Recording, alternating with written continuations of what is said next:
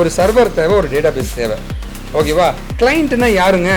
So தங்கச்சியோட பேர் வந்து செல்விங்க, பாரத் நிகேதன் காலேஜுங்க, 2010 பாஸ் அவுட்டுங்க, நேர்மையாக வேலைக்கு போயிருக்காங்க. கண்டிப்பாக நீங்களும் விஷ் பண்ணுங்க, நீங்களுமே விஷ் பண்ணுங்க. இருக்கிற டிசைன்லாம் பண்ணுற ஒருத்தனும் இந்த டேட்டாலாம் வாங்கி லாஜிக் பண்ணுற இந்த சர்வர் சைடில் இருக்கிற ஒருத்தனும் டேட்டாலாம் கொண்டு போய் ஸ்டோர் பண்ணுற டேட்டா பேஸுங்க, இது மூணுத்தையும் பண்ணுற ஒருத்தன் தான் அந்த ஃபுல் ஸ்டாக் அழகராஜா மாதிரின்னு சொல்ல வரீங்க. சரி, இப்போ இந்த வெப் டெவலப்மெண்ட்ல இந்த ரோட் மேப்னு சொல்றாங்க. ஸோ அதை பற்றி எனக்கு ஏதாச்சும் சொல்லுங்களேன். எப்படி படிக்கலாம், என்ன கொடுங்க. அந்த பட்டனுக்கெல்லாம் கலர் கொடுக்கறதுக்கு CSS தேவைப்படுங்க. பட்டனை கிளிக் பண்ண வேலை செய்ய வைக்கிறதுக்கு ஜாவா ஸ்கிரிப்ட் தேவைங்க. இந்த வெப்சைட்டை ரொம்ப ஃபாஸ்ட் ஆக்கிறதுக்கு ரியாக்ட் தேவைங்க.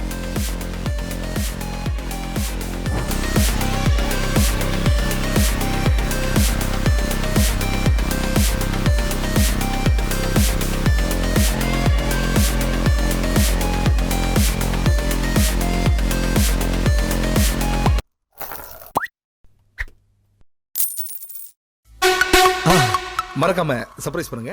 தேங்க்யூ. வணக்கம் சார். வணக்கம். மறுபடியும் நம்ம பாட்காஸ்ட்டில் சந்திக்கிறதுல ரொம்ப சந்தோஷம்.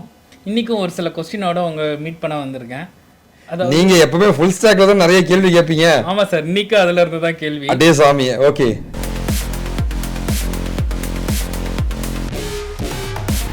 சரி, ஃபுல் ஸ்டாக் வெப் டெவலப்மெண்ட்னு சொல்கிறாங்க. அதை பற்றி கொஞ்சம் டீட்டெயிலாக சொன்னால் கொஞ்சம் நல்லாயிருக்கும். ஏன்னா இது ஆல்ரெடி நம்ம பேசியிருக்கோம். திருப்பியும் நம்ம வீடியோவை புதுசாக பார்க்குறவங்களுக்கும் புரியணுங்கிறதுக்காண்டி தான் இந்த கொஸ்டின் நான் திருப்பி ரைஸ் பண்ணேன். கண்டிப்பாக நம்ம ஃபுல் ஸ்டாக் டெவலப்பரை பற்றி நம்ம பேசுறதுக்கு முன்னாடி வந்து இன்றைக்கி பிளேஸ் ஆகிருக்க என்னோட தங்கையை பற்றி பேசணும்னு ஆசைப்பட்றேங்க. ஸோ தங்கச்சியோட பேர் வந்து செல்விங்க, பாரத் நிகேதன் காலேஜுங்க, 2010 பாஸ் அவுட்டுங்க, நேர்மையாக வேலைக்கு போயிருக்காங்க. சென்னை சேர்ந்த என்னுடைய தங்கை. ஸோ டிகிரி வந்து BE கம்ப்யூட்டர் சயின்ஸுங்க. ஆல்மோஸ்ட் 14 வருஷம் கேப்புங்க, நேர்மையாக வந்து வேலைக்கு போயிருக்காங்க. கண்டிப்பாக நீங்களும் விஷ் பண்ணுங்க, நீங்களுமே விஷ் பண்ணுங்க. ஸோ பார்த்தீங்க அப்படின்னா 2010 அப்போ 2 இயர்ஸ் வந்து நான் ஒர்க் பண்ணிட்டு இருந்தேன் ஐடியில். அப்புறம் வந்து என்னோட ஃபேமிலி சுச்சுவேஷன்லாம் நான் வந்து ஒர்க் போக முடியல. ஸோ எப்படி என்னோட கெரியரை ரீஜென்ரேட் பண்ணுறப்பன்னு பார்க்கும்போது சாரோட வீடியோஸ்லாம் பார்த்துட்டு சார் என்னோட கைடன்ஸ் வந்து வாங்கிட்டு ஸோ அதில் நல்லா ஸ்கில் வந்து டெவலப் பண்ணிட்டு இப்போ வந்து நான் ப்ளேஸ் ஆயிருக்கேன். ஸோ 2010 பாஸ்ட் அவுட் கரெக்டா? ஸோ 2010க்கு அப்புறம் இப்போ 2024ல நீங்க பிளேஸ் ஆயிருக்கீங்க. இதுக்கு நடுவில் நீங்க நிறைய கெரியர் கேப் இருக்க மாதிரி தெரியுது. இந்த கெரியர் கேப்லாம் தாண்டி 2024ல நம்மளால நேர்மையா ஐடிக்குள்ள போக முடியுமா? அதுக்கு என்னென்ன ப்ராக்டிஸ் பண்ணீங்க, எப்படிலாம் என்னென்ன வழியெல்லாம் நீங்க பார்த்தீங்க அப்படின்றத கொஞ்சம் ஷேர் பண்ணிக்கலாம். ஓகே சார், நான் 2010ல் பார்த்தீங்கன்னா 2 இயர்ஸ் ஒர்க் பண்ணியிருக்கேன். ஆஃப்டர் ஃபேமிலி சுச்சுவேஷனால என்னால் போக முடியல. ஸோ திரும்ப என்னோட கெரியர் ரீஜென்ரேட் பண்ணணும்னு சொல்லிட்டு தான் நான் இந்த முடிவு எடுத்துட்டு நான் வந்து பிளேஸ் ஆயிருக்கேன். நீங்க பிளேஸ் ஆன விஷயத்த ஃபேமிலில இன்ஃபார்ம் பண்ணியாச்சு. அவங்க எந்த அளவுக்கு ஹாப்பியா? கண்டிப்பா ரொம்ப ஹாப்பியா இருக்காங்க. ஏன்னா திரும்ப நான் போக முடியுமா அப்படின்ற ஒரு சிச்சுவேஷன் இருக்கும்போது எகெயின் நான் கெரியரை ஸ்டார்ட் பண்றதுனால எல்லாருமே ரொம்ப ஹாப்பியா இருக்காங்க. Okay, congratulation. Thank you sir. Full stack web developer அப்படின்னு பேசுறதுக்கு முன்னாடி வந்து ஃபுல் ஸ்டாக்னா என்ன? ஒரு வெப்சைட்டை வந்து தயாரிக்கிறது தான் வந்து வெப் டிசைனர்னு சொல்லுவாங்க. அந்த வெப் டிசைனிங்கே வந்து ரொம்ப அட்வான்ஸாக போகும்போது ஒரு கம்ப்ளீட்டான ஒரு சிஸ்டமை தயாரிக்கிறோன்னா வந்து ஃபுல் ஸ்டாக்னு சொன்னாங்க. ஏன்னா வந்து அடுக்கடுக்காகன்னு அர்த்தம். அதாவது நான் வந்து ஒரு யூசர் நேம் பாஸ்வேர்டு அடிக்கிறேங்க, gmail.comனு ஒரு யூசர் நேம் பாஸ்வேர்டு அடிக்கிறேன். அந்த யூசர் நேம் பாஸ்வேர்டு அடிக்கிற நான் பார்த்தீங்கன்னா வந்து ஒரு கிளைண்ட்டுங்க. இந்த டேட் அந்த யூசர் நேம் பாஸ்வேர்டெலாம் எடுத்துக்கிட்டு போயிட்டு இதை எடுத்துகிட்டு போய் டேட்டா பேஸில் கொண்டு போய் போட்டு நம்மளோட இன்பாக்ஸை வாங்கி தர ஒருத்தர் நடுவில் இருப்பாங்க. ஜிமெயில் சர்வர், அதான் சர்வர்னு சொல்லுவாங்க. இந்த டேட்டாவெலாம் வச்சுட்டு இருக்கிற டேட்டா பேஸுங்க. ஸோ இந்த கிளைண்ட்ல இருக்கிற டிசைன்லாம் பண்ணுற ஒருத்தனும் இந்த டேட்டாவெலாம் வாங்கி லாஜிக் பண்ணுற இந்த சர்வர் சைடில் இருக்கிற ஒருத்தனும் டேட்டாவெலாம் கொண்டு போய் ஸ்டோர் பண்ணுற டேட்டா பேஸுங்க, இது மூணுத்தையும் பண்ணுற ஒருத்தன் தான் அந்த full stack web developer. Azhagaraja மாதிரின்னு சொல்ல வரீங்க. கண்டிப்பா அவன் தான் வந்து ஒரு ஃபுல் ஸ்டாக் வெப் டெவலப்பர்னு சொல்லுவாங்க. ஓகேண்ணா, ஓகே. ஆமாங்க.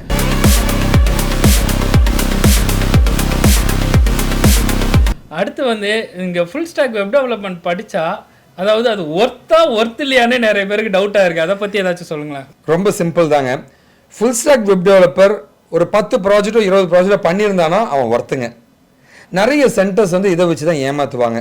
ஏன்னா வந்து நீங்கள் யாராவது கெரியர் கேப் இருக்குது அப்படின்னா வந்து நீங்கள் படிக்க வேண்டிய கோர்ஸ் ஃபுல் ஸ்டாக் தாங்க. ஓகே, முதல்ல கெரியர் கேப்ன்றது பொய்யுங்க. இவங்க என்ன பண்ணுவாங்க, எல்லா சென்டருக்காரனும் என்ன பண்ணுவானா வந்து உங்களுக்கு கெரியர் கேப் இருக்குது, காசு கொடுத்து வேலை வாங்கி கொடுத்துட்றோம், காசு கொடுத்தாலும் உங்களுக்கு வேலை கிடைக்குன்னு சும்மா ஏமாற்றுவாங்க. நீ வேலைக்கு போகிறதுக்கு ஒரு காசு, வேலைக்கு போன பின்னாடி ஒரு காசுன்னு கேட்பாங்க. அதெல்லாம் எதுவுமே தேவையில்லைங்க.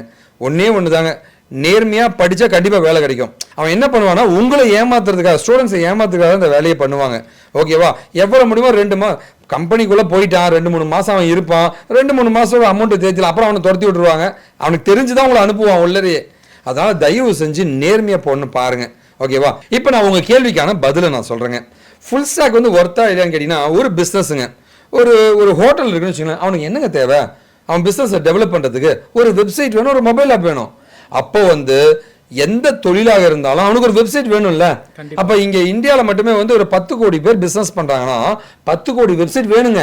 இப்போ எல்லாருக்கும் இப்போ இந்த மூலையில் இருக்கிற பேக்கரிக்கு என்ன வெப்சைட் இருக்கானா? இல்லையே. அப்போ வந்து அப்கிரேட் ஆகும்போது ஃபியூச்சரில் வந்து இந்த ஃபுல் ஸ்டாக் வெப் டெவலப்பர்ஸ் ரொம்ப அதிகமாக வாண்டடில் இருப்பாங்க.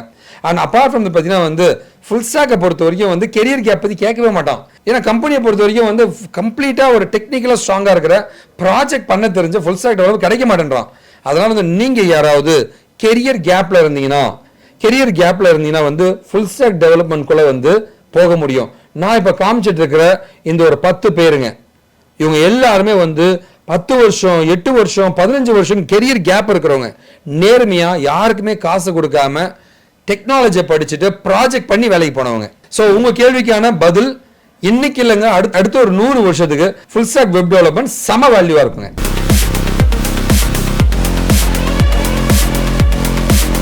சார், ஃபுல் ஸ்டாக் டெவலப்மெண்ட் முடிச்சா சென்னையிலே 15 lakhs per annumலாம் சம்பாதிக்க முடியும்னு சொல்றாங்க. அதெல்லாம் உண்மையா?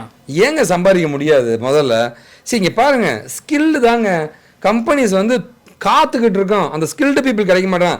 எல்லாருமே என்ன பண்ணுறான்னா ஃபுல் ஸ்டாக்னா வந்து HTML CSS ஒரு ஜாவாவோ ஏதோ ஒன்று தெரிஞ்சிச்சு, படிச்சாச்சுப்பா, உடனே எனக்கு வேலை வேணும், எவங்க கொடுப்பான்? உனக்கு ஃபுல்லாக வெப்சைட் பண்ண தெரியுமா? இன்னைக்கு ஃப்ரேம் ஒர்க் வந்துருச்சுங்க, கோடிங் பாதி அதுவே எழுதிடும். ஸோ ஃப்ரேம் ஒர்க் தெரிஞ்ச நிறைய ப்ராஜெக்ட் எக்ஸ்பீரியன்ஸ் இருக்கிற எக்ஸ்பீரியன்ஸே தேவையில்லைங்க, எக்ஸ்போஷர் இருக்கிற ஃபுல் ஸ்டாக் டெவலப்பர்ஸுக்கு 15 லட்சமா இன்னும் கூட அதிகமாக தருவாங்க. ஓகேவா? ஸோ இப்போ பார்த்தீங்கன்னா வந்து ரீசெண்டாக பார்த்தீங்கன்னு வச்சுக்கோங்களேன், நம்மளுடைய ஸ்டூடெண்ட்டே பார்த்தீங்கன்னா வந்து ஆல்மோஸ்ட் பார்த்தீங்கன்னா 10 LPAக்கு போயிருக்காங்க. நேர்மையாக போயிருக்காங்க. அதனால் வேலைக்கு போகிறதா ரொம்ப சிம்பிளுங்க. ஒன்றே ஒன்று தான், ஸ்கில்லை டெவலப் பண்ணிங்க. 15 LPAக்கு போகிறோம்.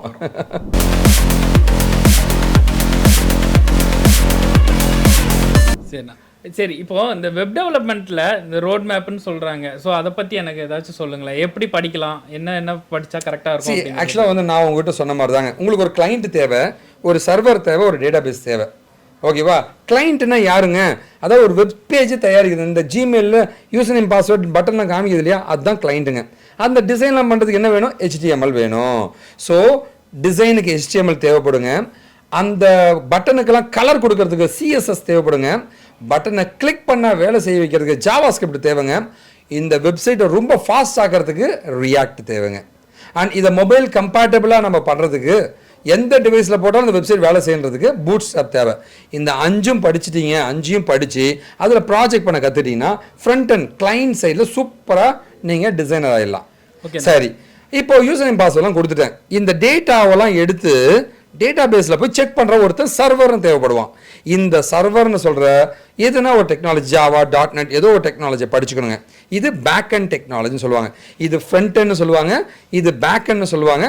இந்த டேட்டாலாம் கொண்டு போய் ஸ்டோர் பண்ணுற டேட்டா பேஸ் இருக்குங்க, அது SQL சர்வர், Oracle, MySQL அந்த மாதிரி டேட்டா பேஸ் இருக்கும். ஸோ அதில் எதுனா ஒரு டெக்னாலஜிங்க. ஸோ இந்த ஃப்ரண்ட் அண்ட் டெக்னாலஜி படிச்சுட்டு இந்த பேக் எண்டில் எதனா ஒரு டெக்னாலஜி படிச்சுட்டு டேட்டா பேஸில் ஒரு டெக்னாலஜி படிச்சுட்டா கம்ப்ளீட்டாக ஃபுல் ஸ்டாக் டெவலப்பராக மாற முடியும். படித்து முடிச்சாச்சுங்க, ஆனால் வேலை கிடைக்காது. அதில் நீ ஒரு 10 ப்ராஜெக்ட் பண்ணியிருக்கணுங்க. அப்படி 10 ப்ராஜெக்ட் மேலே பண்ணீங்கன்னா தான் வேலை கிடைக்குங்க. கண்டிப்பாக. சரிங்களா? அந்த மாதிரி பண்ணால் ஈஸியாக போயிடலாம் வேலைக்கு.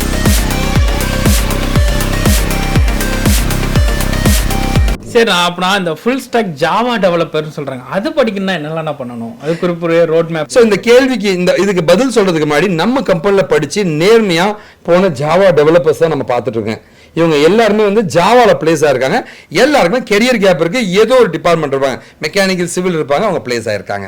இப்போ வந்து நான் இந்த ரோட் மேப் பற்றி பேசுகிறேன். ரொம்ப சிம்பிளுங்க. இதோ பாருங்க, இந்த ஃப்ரண்ட் அண்ட் டெக்னாலஜி சொல்கிற அந்த கிளைண்ட் சைடில் இருக்கிற இந்த 5ங்க, இந்த 5 நீங்கள் படிச்சிடணும்.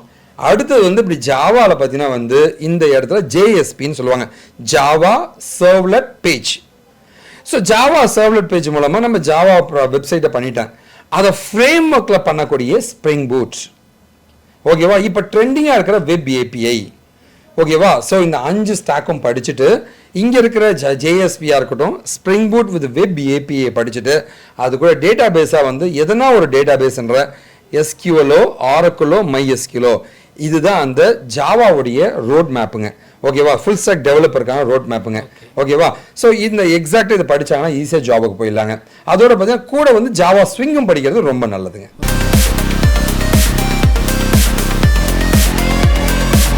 ஜாவா டெவலப்பரை பத்தி சொல்லிட்டீங்க. அதே மாதிரி ஃபுல் ஸ்டாக் .NET டெவலப்பர்னு சொல்றாங்க. அது படிக்கிறதுக்கு அப்படின்னா என்னெல்லாம் பண்ணணும்? ஸோ .NETல வந்து நம்ம கம்பெனில கெரியர் கேப் இருந்து வெவ்வேறு டிகிரி படிச்சு பிளேஸ் ஆன மக்கள் தான் நீங்க பார்த்துட்டு இருக்கீங்க. இவங்க எல்லாருமே வந்து நேர்மையா வேலைக்கு போயிருக்காங்க. சரிங்களா, ஓகேவா? சரி, இப்போ இவங்கெல்லாம் எப்படி போயிருக்காங்கன்னு தான் நம்ம பார்க்க போறோம்.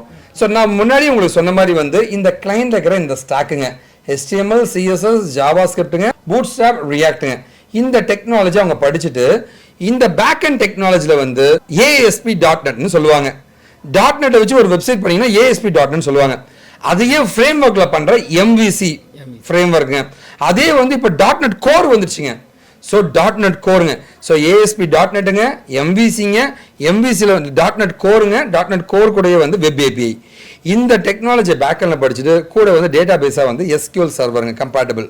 ஓகேவா, இந்த SQL சர்வர் இதை படிச்சுட்டோம் அப்படின்னா வந்து இதுதான் அந்த கம்ப்ளீட் ஸ்டாக்குங்க. இதை படிச்ச செம்ம வேல்யூ இருக்குங்க. ஸோ .NEட்டை பொறுத்த வரைக்கும் பேசிக்கான .NET கற்றுக்கிட்டு இந்த ASP.NET பண்ணுறது ரொம்ப ரொம்ப நல்லதுங்க. அது விண்டோஸ் ஃபார்ம்ஸ்னு சொல்லுவாங்க. ஸோ இது கூட வந்து ஒரு 10 ப்ராஜெக்டாவது பண்ணுறது ரொம்ப நல்லதுங்க.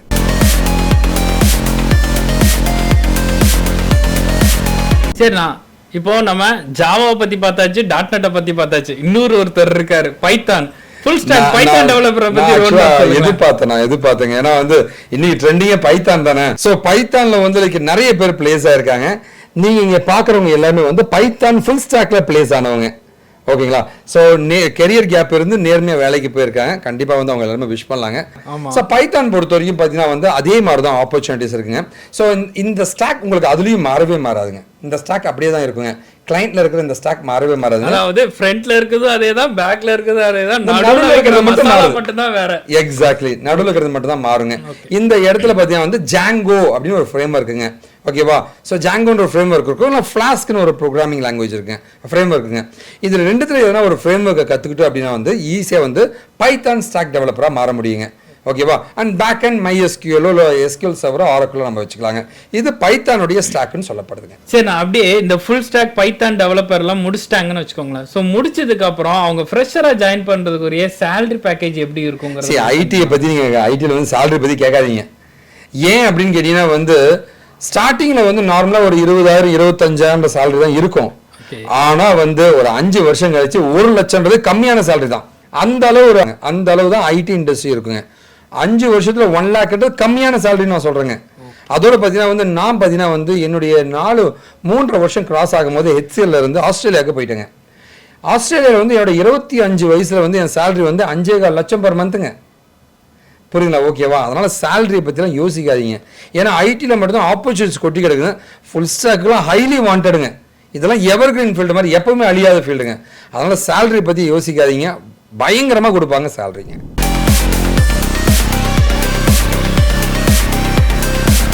சரி, நான் அப்படின்னா அந்த ஃப்ரெஷராக இருக்காங்கல்ல அவங்களுக்குலாம் ரெஸ்யூம்லாம் எப்படின்னா பில்ட் பண்ணலாம், அதை பற்றி ஏதாச்சும் கொஞ்சம் சொல்ல முடியும்? கண்டிப்பாக. ஃபுல் ஸ்டாக் டெவலப்பருக்கான ரெஸ்யூம் பார்த்தீங்கன்னா வந்து நாம் ஸ்பெஷலிஸ்டாக wikidiki.com/resume இந்த இடத்துல பார்த்தீங்கன்னா வந்து ஃபுல் ஸ்டாக் டெவலப்பருக்கான ரெஸ்யூம் எல்லாமே இருக்குங்க. ஓகேவா, ஸோ இங்கே போய் நீங்கள் சர்ச் பண்ணலாம் பண்ணலாங்க. எல்லா ரெஸ்யூம் ஃபார்மேட்டுமே இருக்குங்க. ஃபுல் ஸ்டாக் டெவலப்பருக்கும் இந்த லிங்க்கில் நாங்கள் டீட்டெயிலாக கொடுத்துருக்கோம் ஒரு ரெஸ்யூம் எப்படி தயாரிக்கிறதுனுங்க. ஓகேவா, அந்த லிங்கோட டிஸ்கிரிப்ஷனுமே வந்து நம்மளுடைய சைட்டில் நம்ம போட்டிருக்கோம். ஓகேவா, ஸோ நிறைய கேள்விகள் கேட்டீங்க, நானுமே டயர்ட் ஆகிட்டேங்க. உங்களுக்கு வேற கேள்விகள் இருக்கா? இல்லைடா, இன்னைக்கு இது போதும். இன்னும் நாட்களில் நம்ம நிறைய கேள்விகளை கேட்கலாம். கண்டிப்பாக ரொம்ப இன்ட்ரெஸ்டிங்காக இருக்குங்க. அதுவும் ஆக்சுவலாக வந்து ஃபுல் ஸ்டாக் பற்றி நிறைய பேர் நம்மளோட வீடியோஸ் பார்த்துக்கிட்டு இருக்கீங்க. ரொம்ப ரொம்ப தேங்க்ஸுங்க. அண்ட் நீங்கள் வந்து ஃபுல் ஸ்டாக் டெவலப்பராக படிக்கணுங்க, நேர்மையாக வேலைக்கு போனால் வந்து எதை பற்றியும் திங்க் பண்ணாதீங்க. கெரியர் கேப்லாம் பொய்யுங்க, அதெல்லாம் நம்பாது. வேலை காத்துக்கிட்டு இருக்குங்க, நீங்கள் படித்தா மட்டும் போதுங்க. ஓகேவா, என்னுடைய நம்பர்ஸுங்க லைக் என்னுடைய இன்ஸ்டா அக்கௌண்ட்டுங்க, மெயில் ஐடி எல்லாமே கொடுத்துருக்கேன். நீங்கள் எப்போ வேணால் காண்டாக்ட் பண்ணலாங்க. உதவி பண்ண நாங்கள் தயாராக இருக்குங்க. நன்றி, வணக்கம். நன்றிண்ணா. நன்றி. இன்னொரு பாட்காஸ்ட்டில் நம்ம கண்டிப்பாக சந்திப்போம். கண்டிப்பாக.